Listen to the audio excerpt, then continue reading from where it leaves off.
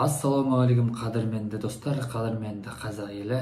Бүгін мен сіздерге кредитін төлей алмай жүрген жандарға қатысты бір заң жобасын айтқым келіп отыр. Бұл заң жобасы сіздерге өте пайдалы деген ойдамын.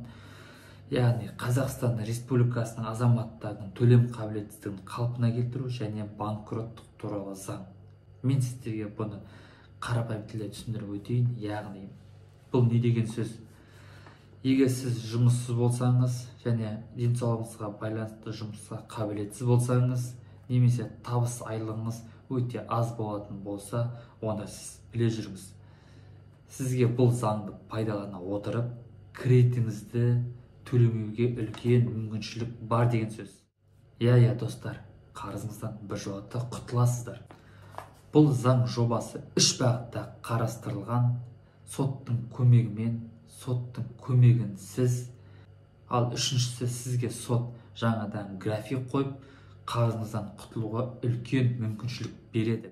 Сөйтіп сіз қарызыңыздан біржолата құтылуға үлкен мүмкіншілік болады достар. Достар, мемлекет заңды халық үшін шығарады. Ал халық сол заңды өз мүддесіне заңды түрде қолданыңыздар. Достар, әрекет етіңіздер. Біздер әрекет етпейміз. Ой, мемлекет біздің қарызымызды кешірмейді, бәрі өтірік деп қолыңызды сілтемеңіздер. Сұраңыздар. Мен сіздерге көмектесуге тырысамын. Бар болғаны телефонда алыңыз.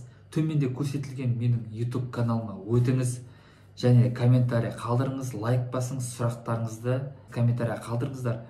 Мен барлығыңызға жеке жауап беруге тырысамын және сіздің комментарияларыңызды толықтай оқып, осы қойылған сұрақтарға толықтай жауап беретін видео түсіретін боламын. Сондықтан достар, менің YouTube каналымда болыңыздар, қоңыраушаны басып, менен жауап күтіңіздер.